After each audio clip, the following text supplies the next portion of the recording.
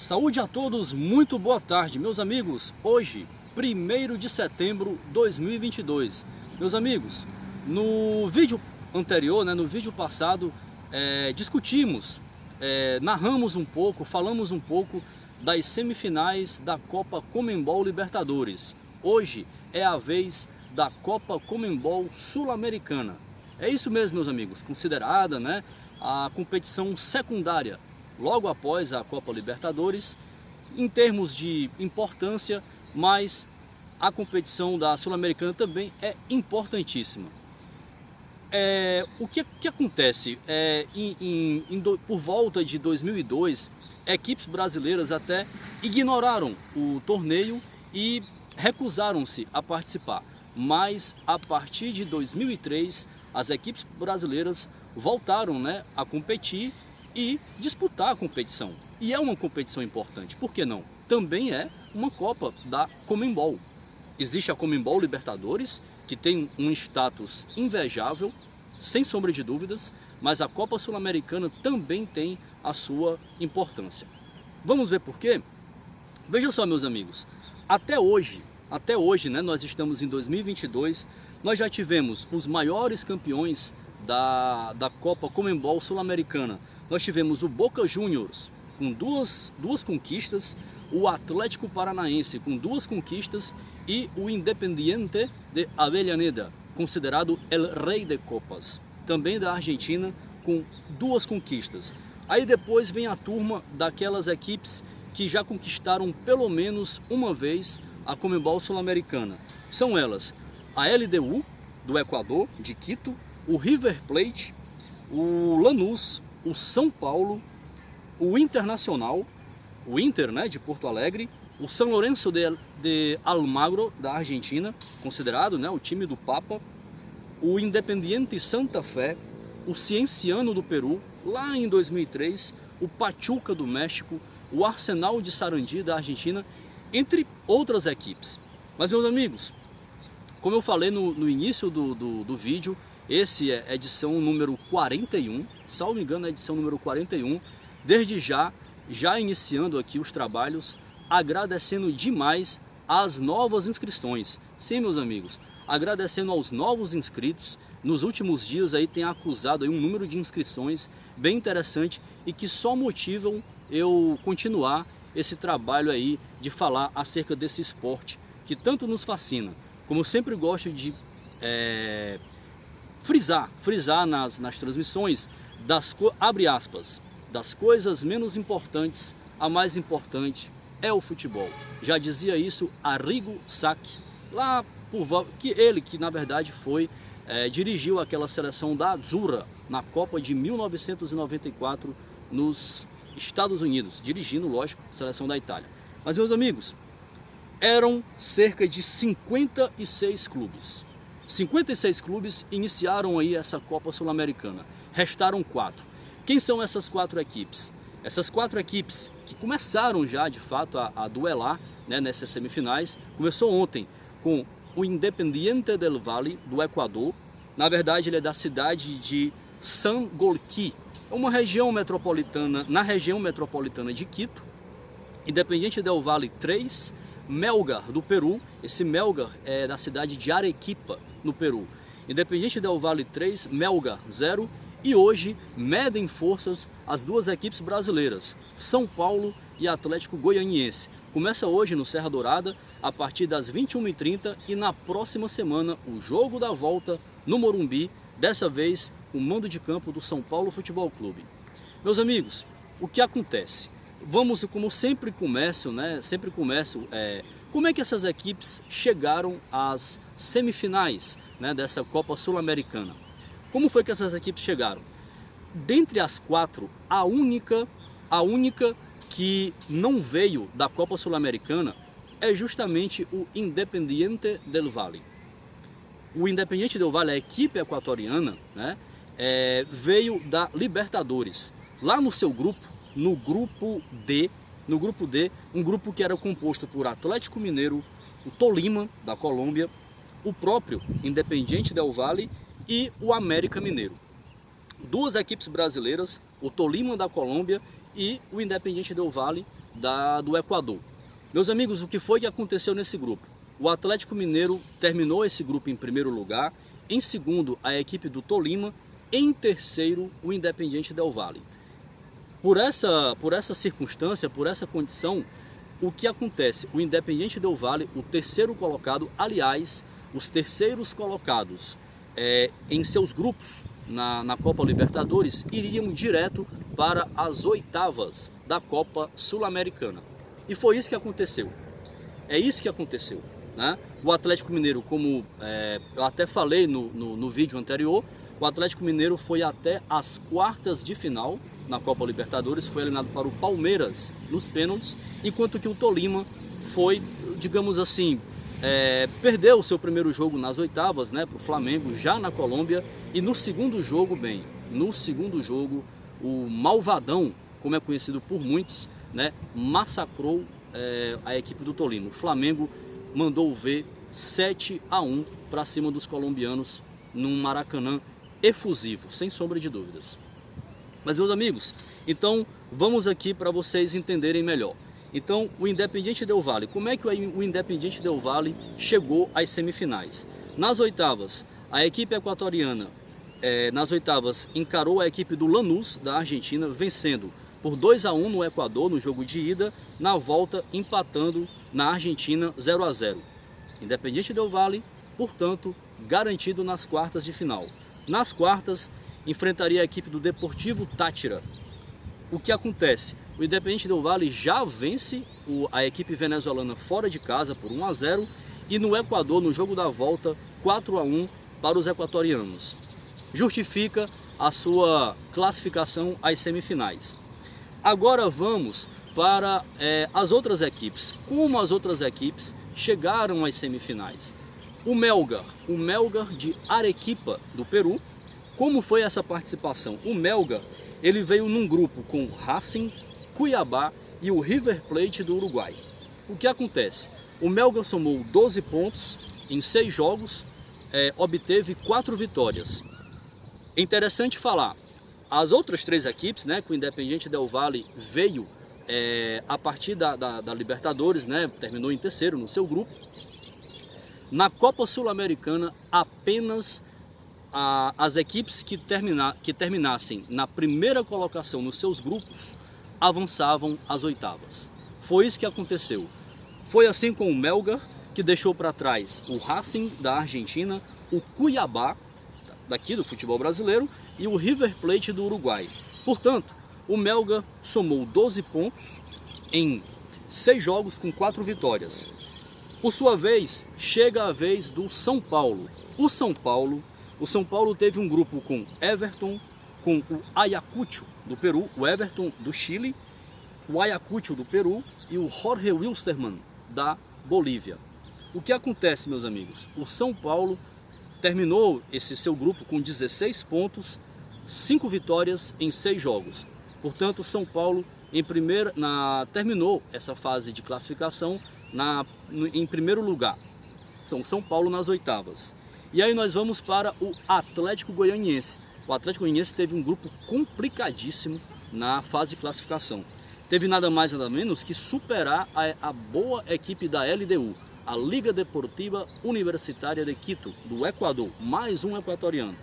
O Atlético Goianiense teve um grupo com LDU, teve o Antofagasta e teve o conhecido Defensa e Justicia.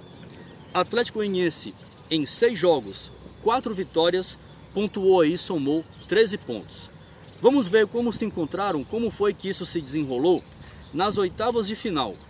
Nas oitavas, o Melgar encararia o Deportivo Cali da Colômbia, que veio do grupo da Libertadores, foi terceiro lá no grupo. Deportivo Cali 0, Melgar 0, isso no Colosso de Palma Seca, e no jogo da volta, Melgar 2, Deportivo Cali 1, isso no Monumental de la Unça. Com isso, Melgar avançando às quartas. O Atlético Goianiense superou a equipe do Olímpia, então oriunda da Libertadores.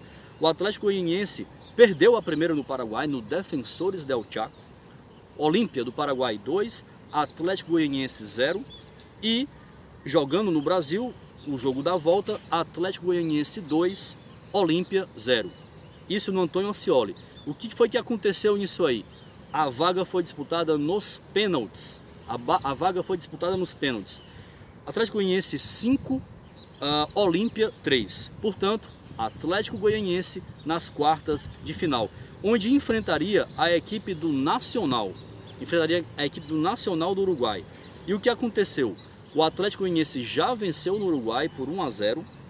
E no jogo da volta venceu a equipe do Nacional, já com os trabalhos do uruguaio Luis Soares. Luis Soares, tantos e tantos anos na Europa, carreira no Barcelona, agora no futebol uruguaio. Mas deu Atlético Goianiense, tanto no Uruguai quanto aqui em solo brasileiro. Lembrando, o Melgar conseguiu sua passagem, né, para as oitavas, foi às quartas. Nas quartas de final, teve que medir forças com o até então favorito Sport Clube Internacional, o Internacional de Porto Alegre. Meus amigos, o Melgar empatou no Peru, 0-0, e no Beira-Rio, onde esperava-se uma avalanche de gols, onde esperava-se que o Internacional pudesse aí descarregar, pudesse de fato eliminar com sobras, com tranquilidade a equipe peruana, e não foi bem isso que aconteceu.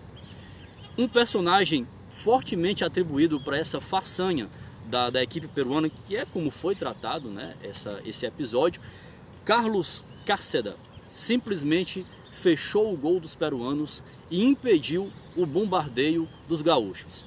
O Internacional tentou de todas as formas, mas não conseguiu sair do zero. Teve ainda a expulsão do ex-corintiano lá no meio de campo, Gabriel.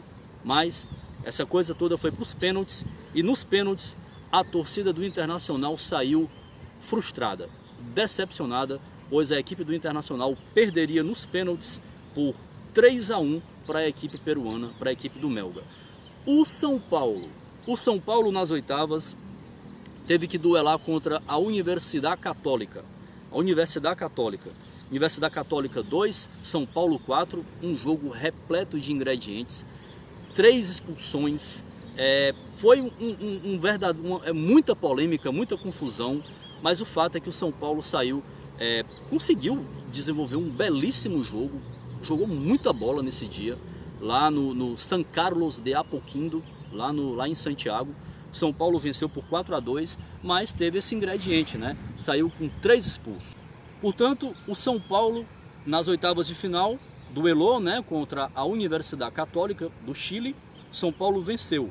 Primeiro jogo no Chile por 4-2, e no Morumbi o São Paulo fez 4-1 na equipe da Universidade Católica. Portanto, passaporte do São Paulo para as quartas de final e medir forças diante da equipe que teve o melhor aproveitamento na fase de classificação.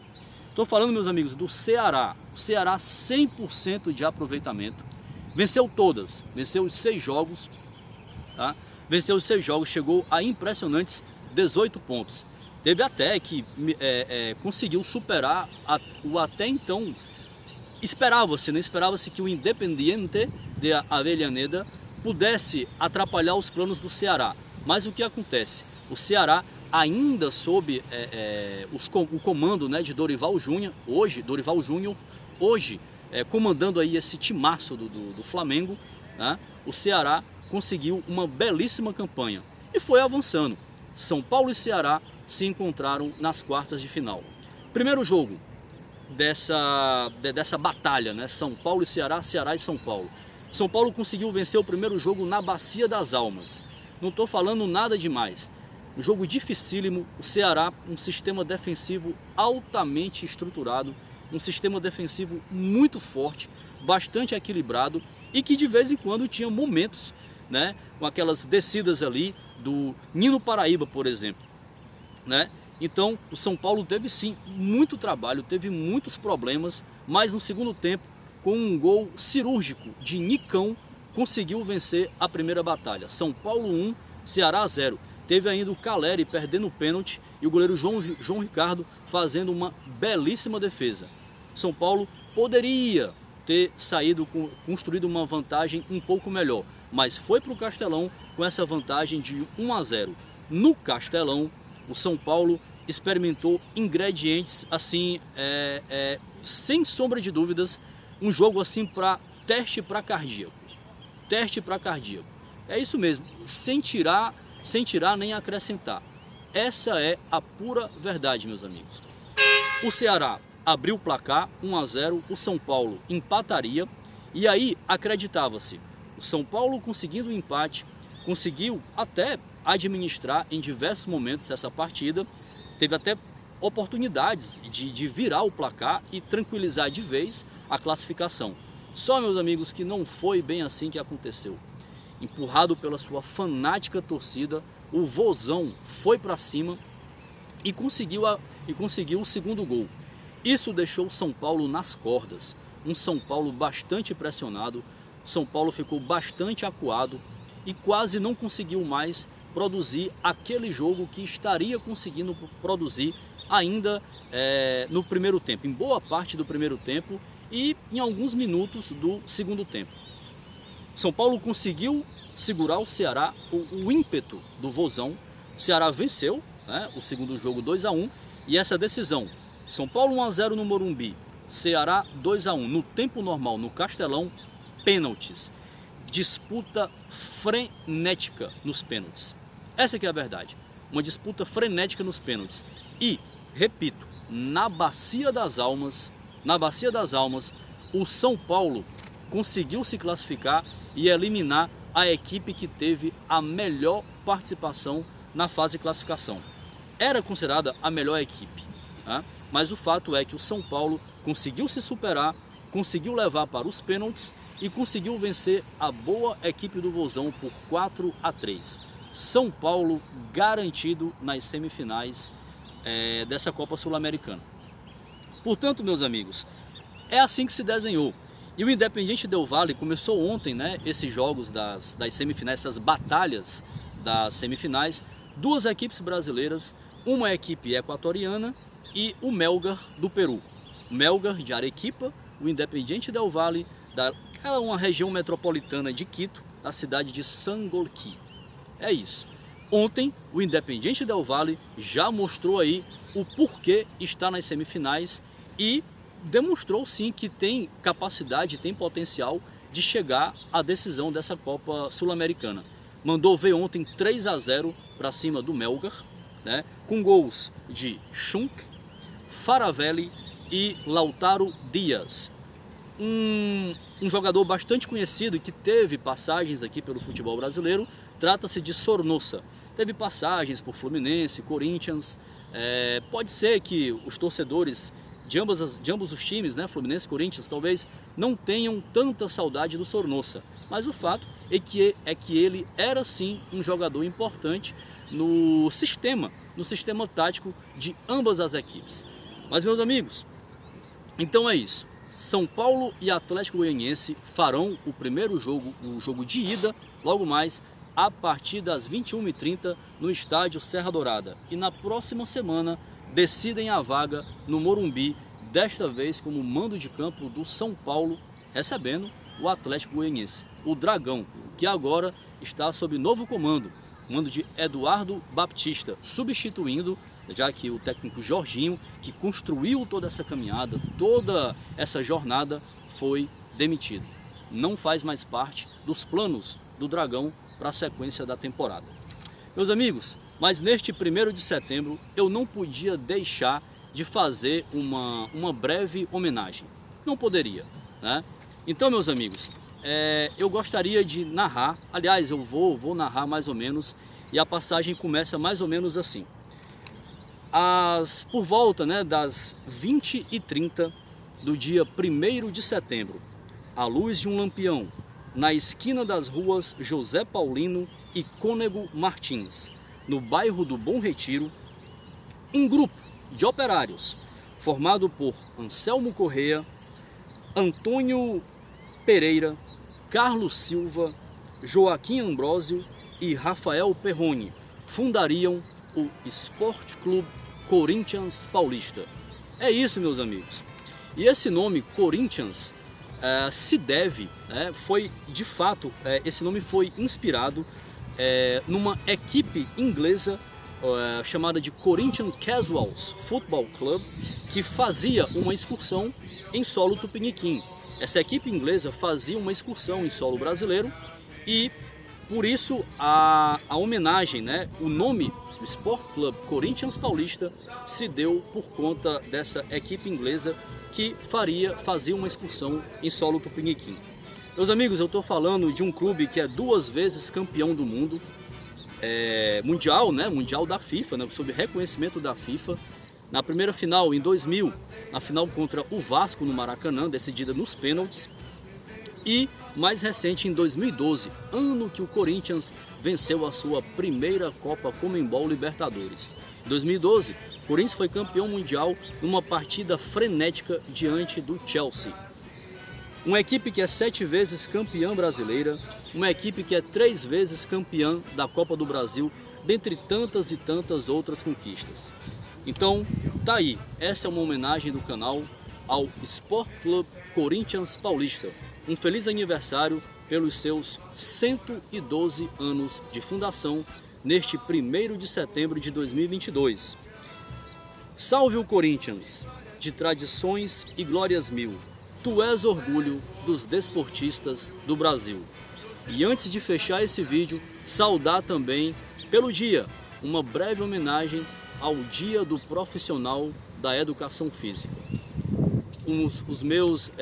As minhas congratulações e até uma próxima oportunidade. Fiquem todos com Deus, um forte abraço e até uma próxima oportunidade, se Deus quiser.